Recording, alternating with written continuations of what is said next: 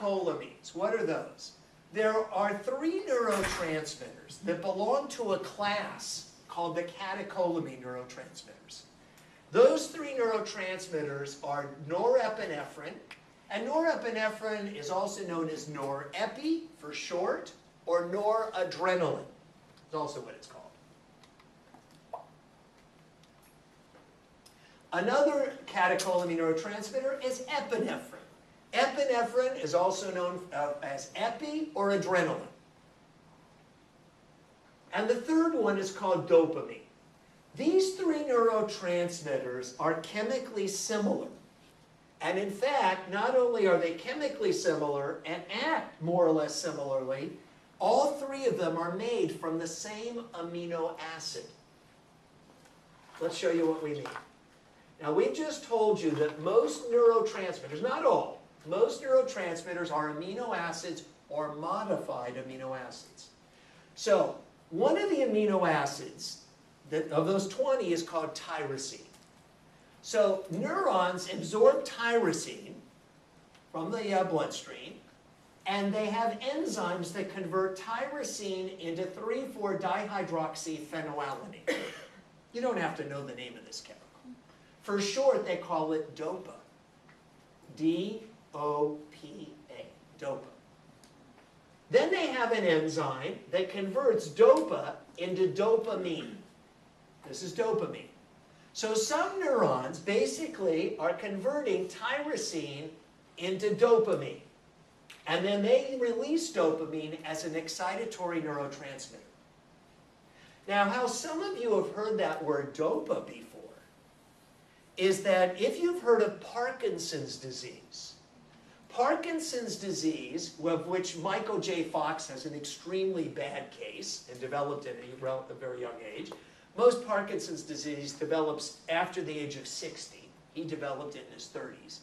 All right? This is where the person has this tremor, among other things that we'll talk about at another time.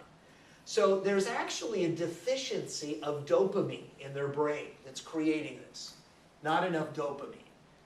Now, you might say, okay, so why don't they give them dopamine? They don't give them dopamine because dopamine won't cross the blood-brain barrier. It won't cross the blood-brain barrier, dopamine. So what they do is they either give them tyrosine, they don't do that. Instead what they do is they give them DOPA. So some of you have heard that people with Parkinson's disease are given something called L-Dopa. Has anybody ever heard of that? That's the levo form, the left-handed form of DOPA. Remember, many organic molecules come in right and left-handed forms. So that's called L-Dopa. Has anybody ever heard of that? All right, so that DOPA will cross the blood-brain barrier, enter these neurons, and then the neurons convert it to dopamine to raise the dopamine levels, to compensate at least partly for these severe tremors.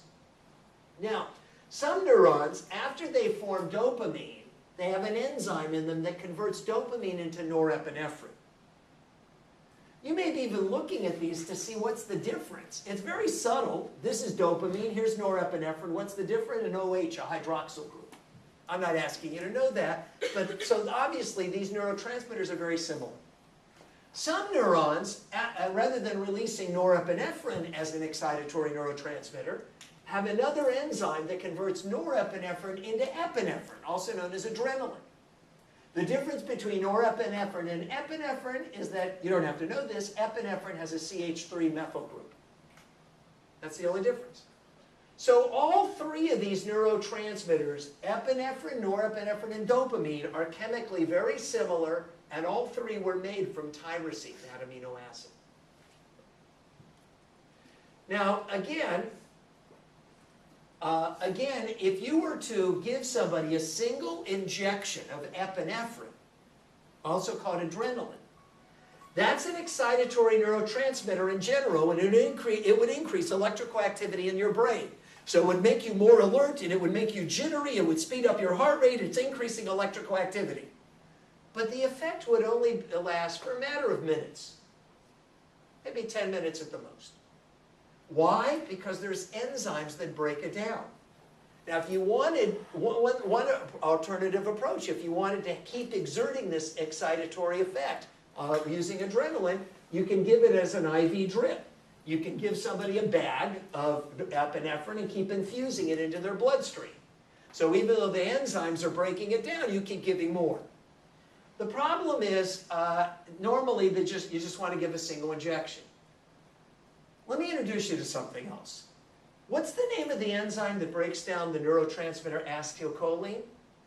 Acetylcholinesterase. What's the name of the major enzyme that breaks down dopamine, norepinephrine, and epinephrine? It's called MAO.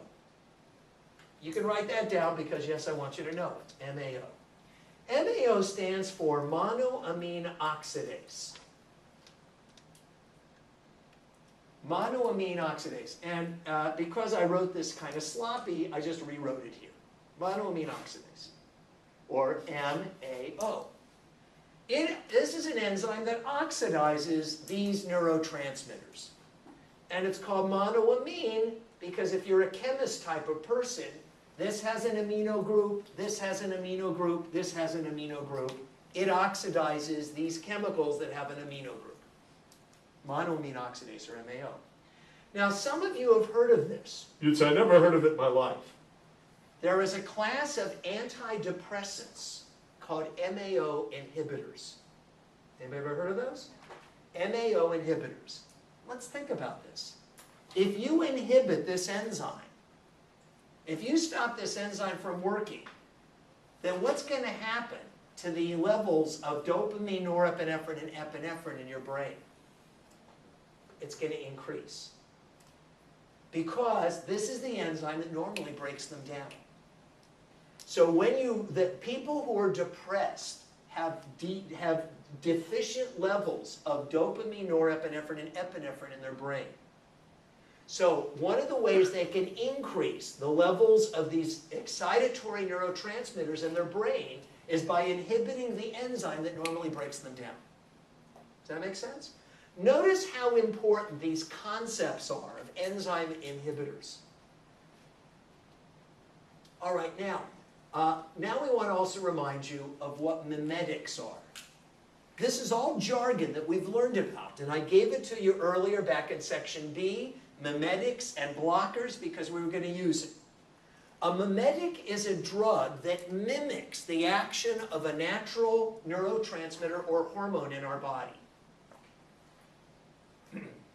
Now, we've already said that one of the problems of giving somebody a neurotransmitter within a single dose is the effects only last a matter of seconds or minutes. We've tried to address that. One way to address it is to inhibit the enzyme that would normally break it down. There's another approach. We can give a drug that's a mimetic, a synthetic drug, an artificial synthetic drug that activates those very same receptor sites that these natural neurotransmitters activate. But because this synthetic drug is different, a little bit different from the natural neurotransmitter, it will take hours for the enzyme to break it down rather than seconds or minutes. So an example of that is amphetamine and ephedrine. Most of you have heard of amphetamine. If you haven't heard of amphetamine, you've heard of methamphetamine or speed. Now, the structure of amphetamine and the structure of epinephrine are almost identical, almost.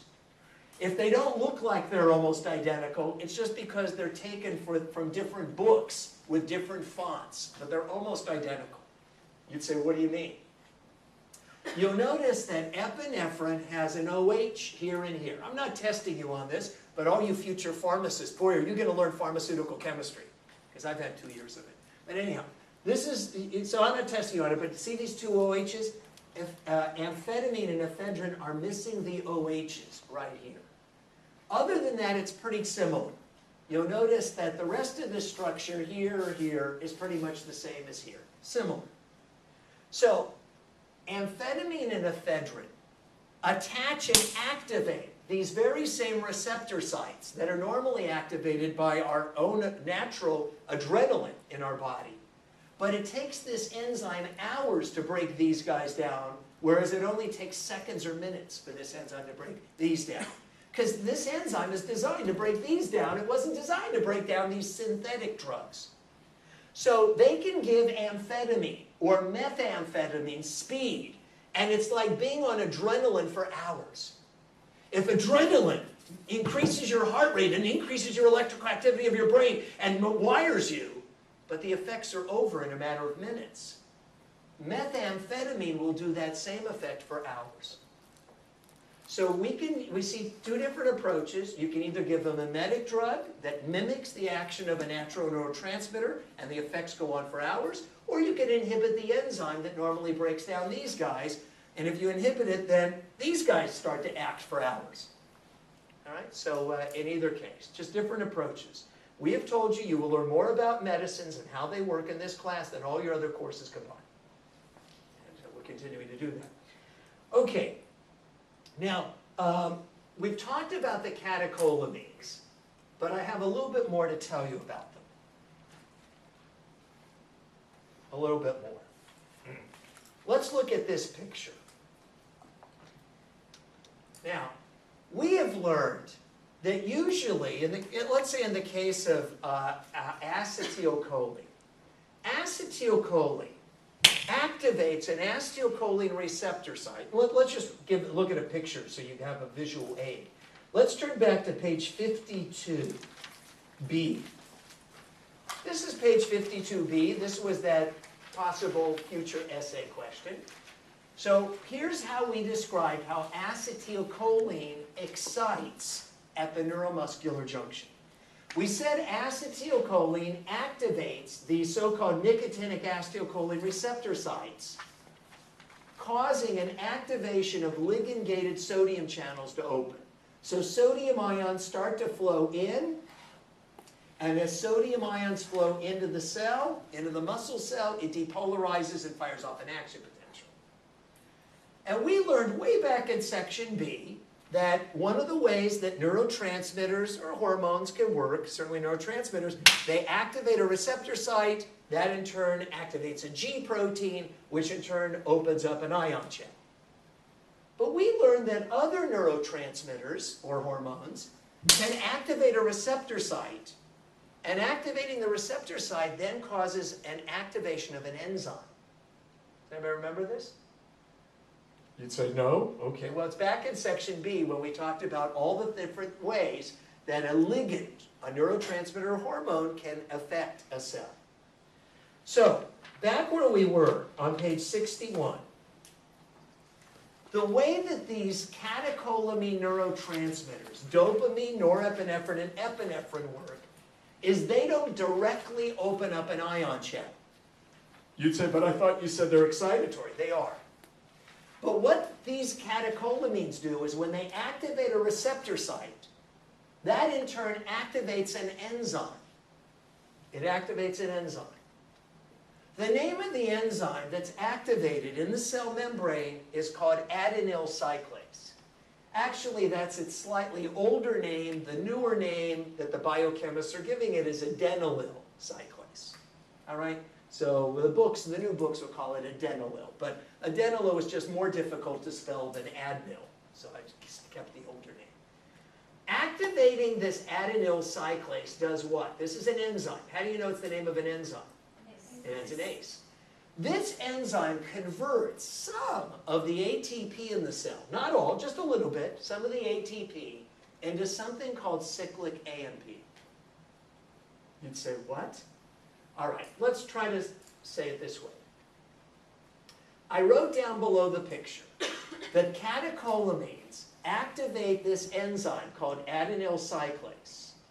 That adenyl cyclase causes some of the ATP, and I'm representing ATP this way, adenosine and 3-phosphates. That enzyme splits the ATP right here. And that forms adenosine monophosphate and 2 PPs, right? 2 phosphates. That's called pyrophosphate. Now, again, this is not the same. Remember we had learned previously that an enzyme called ATPase, adenosine triphosphatase, splits ATP into ADP and phosphate, releasing energy. That's not what's happening here. This enzyme is splitting the ATP here, forming adenosine, what's that? Monophosphate, or AMP, right? Adenosine monophosphate, and PP, pyrophosphate. That's what it shows right here. AMP and PP are formed. Sounds kind of dirty that we're talking about PP. All right? It is actually the cyclic AMP that's formed that opens up the sodium channels. So in other words, that's what it shows in this picture. It's the cyclic AMP that was formed that causes the permeability change, that opens up the sodium ion channels. Now you're right in the sense that really the bottom line is dopamine, norepinephrine, and epinephrine open up sodium channels. That's true. But there's an intermediate chemical that's formed. Cyclic AMP is also known as an intracellular messenger, or second messenger. They call the catecholamine the first messenger. They call the cyclic AMP the second messenger. So in other words, the catecholamine is going to open up the sodium channel, but this has to lead to this, and this cyclic AMP is what actually opens up the sodium channel. So that's what we show here. The catecholamine activates the enzyme, forming cyclic AMP, and it's the cyclic AMP that actually opens up the sodium channel. So in any case, sodium's enter, and it's excited. The cell is excited. Let's show you some clinical applications of this thing. First of all, looking back at this picture, we know that there has to be enzymes that break down any neurotransmitter, because if there weren't enzymes to break down the neurotransmitter, once it activates the receptor site, it would continue to activate. MAO is what breaks down the catecholamine, dopamine, norepinephrine, or epinephrine. But now that we learned that the catecholamines form cyclic AMP, and it's actually cyclic AMP that opens up the sodium channels, there has to be something to break this down. Because if there isn't, once this is formed, it'll keep the sodium channels open. The name of the enzyme that breaks down cyclic AMP is called phosphodiesterase. Phosphodiesterase breaks apart cyclic AMP, turning it into an inactive form called a metabolite. The word metabolite is used in pharmacology to refer to an inactivated form of a chemical. So it's been inactivated. It's actually called 5' AMP. You don't have to know that. Now you'd say, okay, so why are you telling us this? It's actually the cyclic AMP levels that open up the sodium channels. This is what opens up the sodium channels, the cyclic AMP. That increases the permeability of sodium. There's actually two ways to increase the amount of cyclic AMP inside the cell and open up sodium channels and excite the cell. Two ways. You can either use more of the neurotransmitter, the dopamine, the epinephrine, activating this enzyme, forming more cyclic AMP, or you could use an inhibitor, a drug that inhibits this enzyme.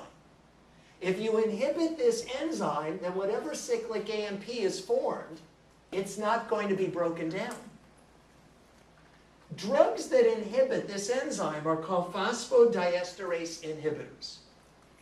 Now you'd say, I don't know what he's talking about. All right.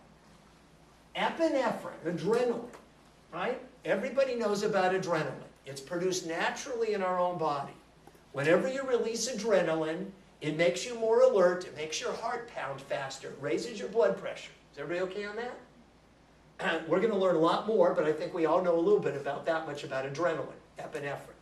How does epinephrine work? It activates this enzyme, which forms cyclic AMP, which opens up sodium channels, which excites cells. We could give something that stops this enzyme from working, so that whenever cyclic AMP is forming, and there's always some forming, it's not going to be broken down. If we prevent it from being broken down, it's going to increase and increase in the cells, keeping those sodium channels open and exciting your cells. What are we talking about? Caffeine. We've all heard of caffeine. Now, what we'd really like to do in the morning is give ourselves a shot of adrenaline. Right? Because we wake up and we're like this. And we say, you know, what I'd really like is to give myself a shot of adrenaline or get maybe some illegal speed, amphetamines to get going in the morning. But we can't get those, right? We're not going to give ourselves a shot of adrenaline. We're not going to use speed. So instead, we get a cup of coffee. And we want it strong. We need the caffeine. How does caffeine work? It is a phosphodiesterase inhibitor. By inhibiting this enzyme, the cyclic AMP levels start to rise in the cells of our body, opening up these sodium channels and exciting the cells, basically mimicking the action of adrenaline. Now, it's not as great of an effect as simply injecting yourself with adrenaline or swallowing some methamphetamine, but it's the next best thing that's better than nothing. So almost everybody in this society wants coffee or tea to get jump-started in the morning. So this is how it works. Now, in fact, there are many phosphodiesterase inhibitors besides caffeine. So I'll just mention one other. I do want you to know caffeine. I want you to know how caffeine works. There is a chemical. Caffeine is found in coffee. Everybody's heard coffee's got caffeine, unless you get decaf. Now, what people will say about tea is we've got good old regular tea and herbal teas. The herbal teas are not made from tea, right? They're made from apricots and apples and, you know, whatever they're using, chamomile and stuff like that. All right, but good old-fashioned tea, people will say that good old-fashioned tea has also got caffeine in it. Actually, it doesn't have caffeine. It has a chemical just like caffeine called theophylline. That's the active ingredient that's a stimulant in tea. It's also a phosphodiesterase inhibitor like caffeine. They actually use theophylline as a medicine. Has anybody ever heard of theophylline used as a medicine? Who's saying that? Yeah. It dilates airways. They use it for severe asthma and breathing problems, right? So they use this, and again, it's beyond the scope of this class to get into all this, but theophylline goes under a brand name Theodure, and a similar related drug called aminophylline, which goes under a brand name Aminodure, are used for people who have breathing problems. And in fact, when somebody has really bad breathing problems, they will use both methods simultaneously. You say, what do you mean both methods? They will give them a catecholamine mimetic, like Provento or Ventolin, and at the same time they will give them theophylline, which blocks the breakdown of cyclic AMP. So what are you doing? You're forming more cyclic AMP and you're preventing its breakdown. That's certainly going to jack up the cyclic AMP levels in the cells, and that should help really open up their airways. All right, so in summarizing, the three neurotransmitters, norepinephrine, epinephrine, and dopamine, are chemically similar in structure. All three are formed from the same amino acid tyrosine, which we saw over here. And all three of them activate receptor sites that form cyclic or cyclic AMP. So they're a little bit more complicated than most other neurotransmitters.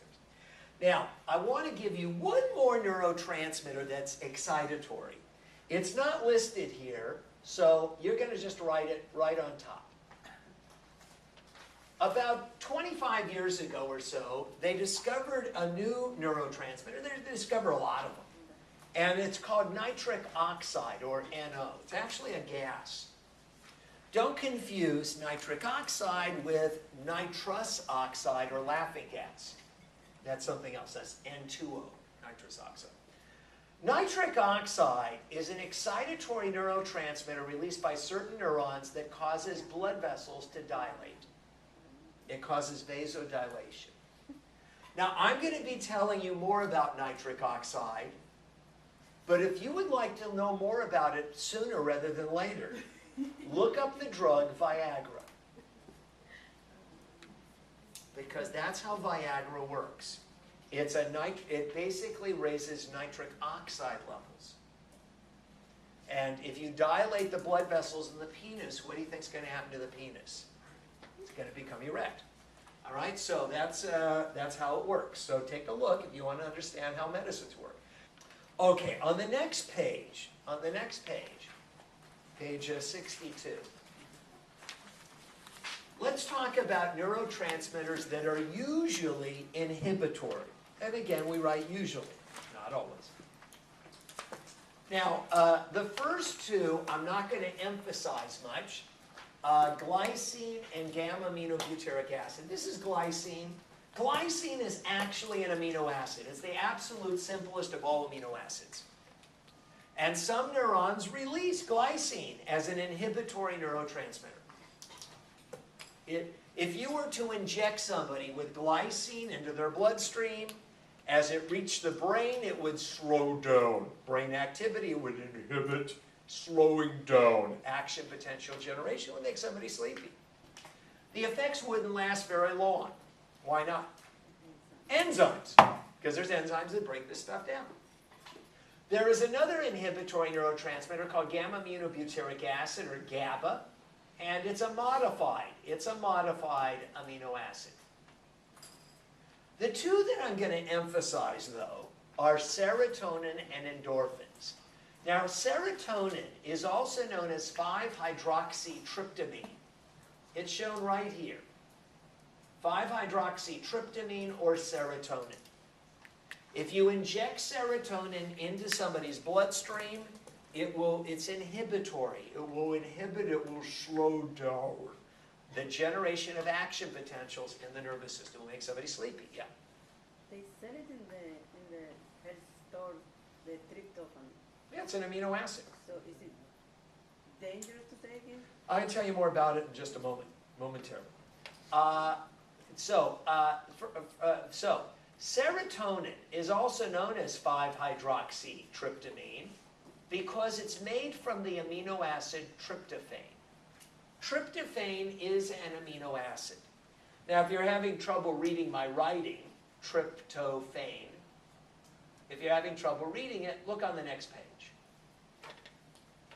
On the next page, so I wrote it right here, tryptophan is converted into the inhibitory neurotransmitter serotonin, or also known as 5-hydroxytryptamine. So, this is an article that appeared a long time ago, before I think all of you were born. And I would have replaced it with a newer article, but I haven't found one that says it any better. The newer articles just make it sound worse, more complicated, but don't explain anything better. This is an article that's entitled Food Affects Human Behavior. Now, the source of this is very reputable. If you look on the very bottom, it comes from the journal Science.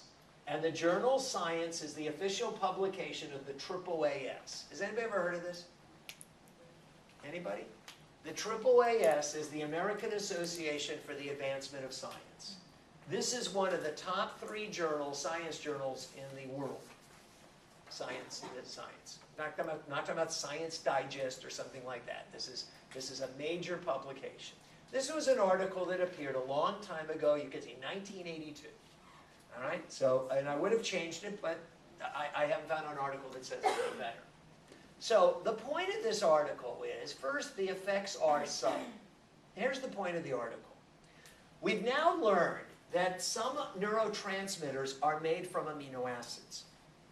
Specifically, tryptophan, an amino acid, is converted into an inhibitory neurotransmitter called serotonin, or 5-hydroxytryptamine. We have also learned that tyrosine, an amino acid, is converted into this excitatory neurotransmitters called the catecholamines, which include epinephrine, norepinephrine, and dopamine. So, it's been thought for some time, what if you ate foods that were high in certain of these amino acids? If you ate a food very high in tryptophan, then that might slightly increase the amount of this inhibitory neurotransmitter in your brain and make you sleepy. What's an example of a food high in the amino acid tryptophan? Turkey, which people will be having for Thanksgiving pretty soon. What's another food that's high in tryptophan? Milk. Which might explain why the proverbial warm glass cup of milk at night, calms kids down. Now, the effects are subtle. Obviously, if you give a powerful drug, a sleeping pill, boom, you're knocked out. It's not like having a warm cup of milk, which maybe relaxes you a little bit, but you may still, it's not the same as taking a sleeping pill. Drugs are powerful. These are subtle effects, but they may have these effects. There are certain foods high in the amino acid tyrosine, such as certain cheeses and nuts, that increase the formation of excitatory neurotransmitters. So read the article, that's what the article talks about. But again, the effects are subtle, and drugs work much better if you want to do something, accomplish something. All right, so that's the point of that. Back on the previous page, 62. Now, what are endorphins? Endorphins are an inhibitory neurotransmitter. The word endorphin comes from the contraction of two words, endogenous morphine. Now, if you were to inject somebody with endorphins for a very few minutes, it would have a very relaxing effect on the person. They would feel very relaxed, just kind of feeling good and relaxed. And it would just last a few minutes. Why? Because the enzymes break it down. But you can give a mimetic, a drug that activates the endorphin receptor sites, which will exert that effect for hours rather than just a few minutes, because it takes the enzymes much longer to break it down. What do we call these mimetic drugs? Narcotic analgesics. Narcotic analgesics, narcotics, such as morphine, activate these endorphin receptor sites. So the narcotic drugs like morphine, like codeine, like Vicodin, like Demerol, all activate these endorphin receptor sites, causing somebody to feel really sleepy and relaxed. When you take, I'm sure some of you have taken a Vicodin or a codeine, it's hard to stay awake, isn't it? It really knocks you out. It makes you very sleepy and relaxed. So that's what these do. These are inhibitory neurotransmitters, and a narcotic drug like morphine mimics or activates those endorphin receptor sites. Notice just how much we're learning about drugs. Right? So we're going to focus on these two. Now, I want to spend a few minutes explaining the functional role of inhibitory neurotransmitters. These inhibitory neurotransmitters released by these neurons in our brain, interneurons in our brain. I've listed two functions, but I wanted you to insert an additional one right here. One of the roles, one of the reasons why we need inhibitory neurotransmitters is to allow us to sleep. We have to sleep to kind of recharge our brains. All right?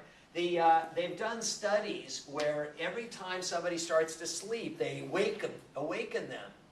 That after a certain amount of time goes by, they start hallucinating, they become unable to function, and they can actually die if you don't get sleep. We've got to have sleep. Now, we're not the only organisms that need to sleep. In fact, all vertebrate animals sleep. All vertebrate animals. Your dog sleeps.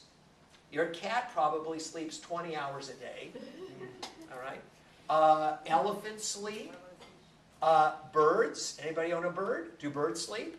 Absolutely, they sleep. Even fish sleep. They said that the fish don't sleep. No, they sleep. And they all sleep. All vertebrate animals sleep.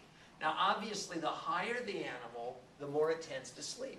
It does need to sleep. We need to sleep in order to kind of make our brains able to function. Now, I want to remind you of something. When you go to sleep, do your ears stop working? No. Do your eyes stop working? No. All you've done is shut your eyelids. Your eyes are still on. Does your taste buds in your mouth stop working? No. All the sensory neurons continue to work. They are always 24 hours a day sending signals to your brain. 24 hours a day. So what is sleeping? Sleeping is when your brain ignores the input signal. It's where your brain ignores the information. The way that we ignore information is by releasing inhibitory neurotransmitters. In other words, let's imagine you were trying to study your physiology, right? Some of you have tried to do like all-nighters, right? You've tried to do an all-nighter. And you're really trying to study. You know you've got one more chapter to review. And try as you might, you can't keep your eyes open anymore. You want to, you just can't. The inhibitory neurotransmitters are rising. And if the TV was on or the music was on, it's just you zone it out. It's like all of a sudden, your ears are still working, your brain stops hearing it. It just starts ignoring the information. So this ability to ignore information coming in from your sensory neurons involves inhibitory neurotransmitters. So it's absolutely essential. And incidentally, one of the important neurotransmitters for sleep is serotonin. Very important in sleep. All right, so we'll tell you a little bit more about that momentarily.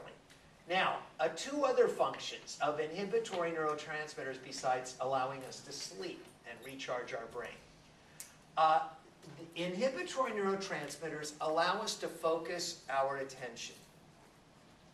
Right now, you're listening to my voice, I guess, and you're ignoring other sounds around you. You're ignoring the fact that maybe your toes itch. You're ignoring the taste in your mouth. You're ignoring odors in the room. You're getting all this sensory information, and you were trying to ignore the non-important information and focus your attention on what I'm saying. How do you tune out what's not important? By releasing inhibitory neurotransmitters. Just that same way that you tune out everything when you sleep. So your ability to focus your attention involves inhibitory neurotransmitters. It permits sensory discrimination and attention. Now, that's what I did to the children. well, one second. What if you didn't have enough of these inhibitory neurotransmitters? Think about what this is. ADD. What's ADD? Attention Deficit Disorder. What's attention deficit? You know, it's like, so this is most common, obviously, in children. All right? So, the teacher is second grade. Johnny is in second grade. He's sitting in class. The teacher is lecturing. This is already 3 hours into the class. All right? And Johnny's getting up. Johnny is, Johnny, will you sit down? I'm doing arithmetic right now. Johnny is having trouble focusing his attention. He keeps getting distracted because he doesn't have enough inhibitory neurotransmitters. Now, this production of inhibitory neurotransmitters increases as we get older. As we get older, our ability to pay attention increases. Children do not have that ability. They get easily distracted. As we grow older, we should, as our nervous system matures, we should have a better ability to sit for a longer time and to keep our attention for a longer time. It's still difficult as adults, but it's possible as adults. And as children, it's not even possible. So, the ADD is primarily seen in children, and the majority of children outgrow it. They eventually get better at learning how to cope and pay attention. They get better. Now, why is it usually said to be more common in boys? The nervous system of girls matures faster than that of boys. Everything about girls matures sooner than boys. A girl who's 18 years old is a young adult. A boy who's 18 is a juvenile delinquent. When do boys become adults? When they're 47 years old. All right? Or maybe 57. So the point is, it takes boys' nervous system longer to mature. So while there's always some exceptions to everything, in general, boys mature later in terms of everything, and they tend to, girls, at second grade girls can sit, in general, all day long. Almost no second grade boys can sit all day long. They need to throw rocks at each other.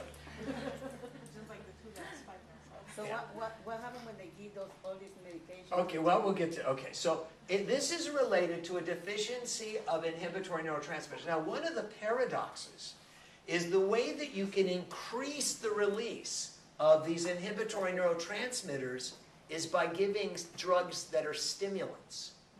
So the drugs they give that increases the release of inhibitory neurotransmitters are Adderall and Ritalin. So Adderall and Ritalin are like amphetamine. But what they're actually doing, what these amphetamine-like drugs are doing, Adderall and Ritalin, I'm not testing on the names of drugs, is they are triggering the release of inhibitory neurotransmitters. So to people who have ADD, when they take those drugs, it actually calms them down and allows them to pay more attention instead of getting so distracted and feeling kind of antsy. So the excitatory... It actually, that excitatory chemical, it causes the other neurons to release inhibitory neurotransmitters. That's how it works. Now, what if you didn't have any inhibitory neurotransmitters at all?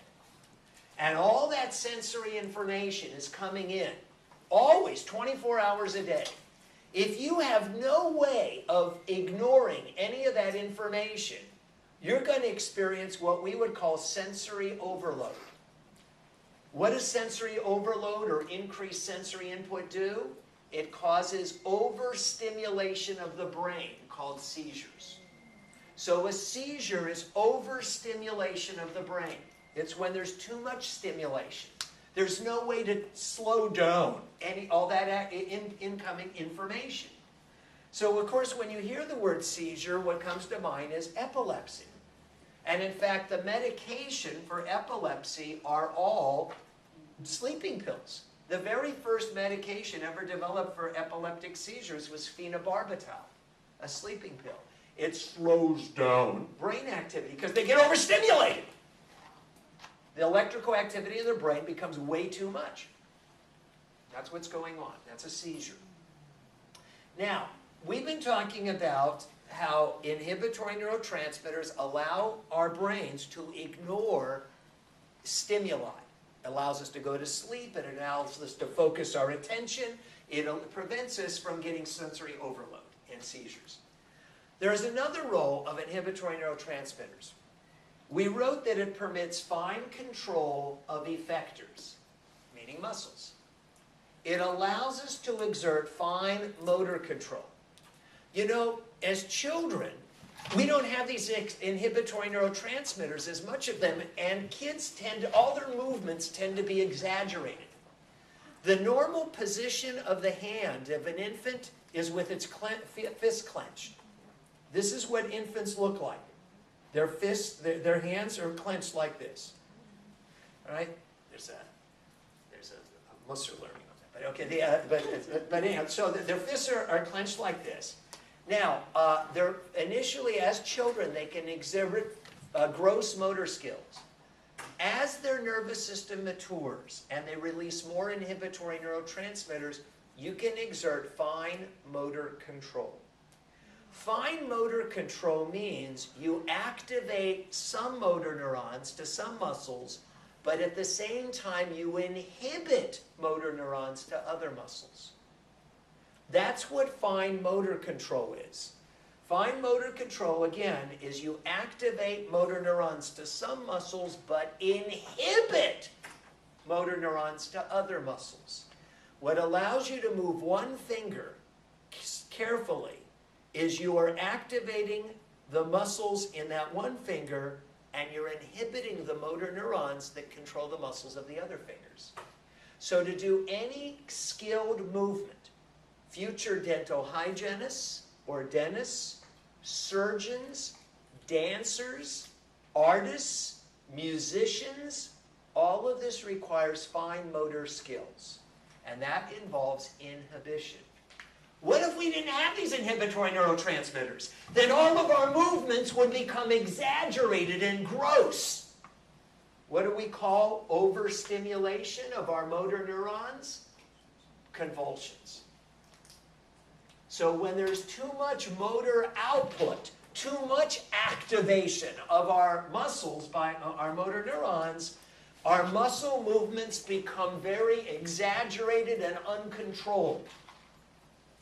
Incidentally, little kids kind of move like that. They don't have a lot of controlled movement of their body. So this is called convulsions. Again, when you hear the word convulsions, you think of epilepsy. I should point out, make sure you understand the difference between seizure and convulsion. They are different. Seizure is too much sensory input to the brain. Convulsions is too much overstimulation of our muscles. This is motor output. The other, seizure, is sensory input. All epilepsy is associated with seizures, but not all epilepsy has convulsions. Not all epilepsy is associated with convulsions. All epilepsy is associated with seizures. Okay? One is input coming in. Convulsions is motor output to our muscles going out. They are different. All right, so we've been talking about the roles of these excitatory and inhibitory neurotransmitters. Now, some brief clinical considerations. There is a chemical I'm not going to emphasize called strychnine. Strychnine is a poison that blocks inhibitory neurotransmitters in the brain. Well, if it stops these inhibitory neurotransmitters from working, we just told you how important they are. So if somebody gets strychnine poisoning, what do they develop? Seizures and convulsions. They get too much sensory input, they get too much motor output. They have both. Another clinical example is tetanus. So if you've had microbiology, of course I recommended you take everything before physiology, didn't I? Was I right? Probably. All right, so in microbiology, you learn about tetanus. Tetanus is caused by a bacteria called Clostridium tetani. It's actually related to Clostridium botulinum. They are both obligatory anaerobic gram-negative bacilli. I'm not testing you on that. That's microbiology, but you're not supposed to forget it. You'd say, well, why would I ever have to know that? So you know which antibiotic to use against anaerobic gram-negative bacilli.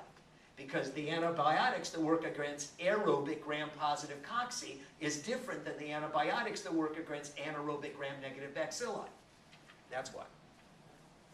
You'll see that when you get to pharmacology. But all right, anyhow, so but both these Clostridium bacteria produce an exotoxin.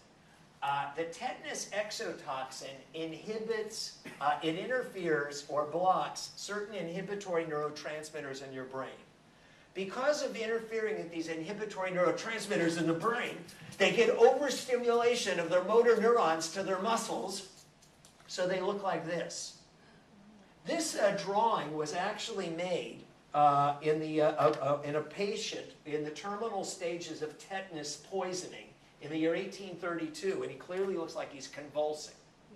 In fact, does anybody remember the name, a nickname of tetanus? The muscles are overstimulated. There's too much motor output. That's how it got the name lockjaw. Right? It just locks up all the facial muscles. So this is, again, it gives you a sense of the importance of these neurotransmitters. And neurochemical balance of these excitatory and inhibitory neurotransmitters is very important in terms of normal behavioral functioning. So when we get into brain functioning, a lot of the modern drugs are aimed at trying to readjust neurotransmitter balances because they're off. How long could someone live with tetanus? Well, this guy's dying. It's convulsing. No, but like right away, like right. No. Well, it depends always. When you take micro, you'll learn about infections, and it depends how virulent the infection is and how rapidly it multiplies. So it just depends. People's immune systems differ. So some people, these infections spread very rapidly. All right, we have finished more or less neurophysiology. So you'd say we're done with the nervous system? No, we're not done with the nervous system. The nervous system is really big.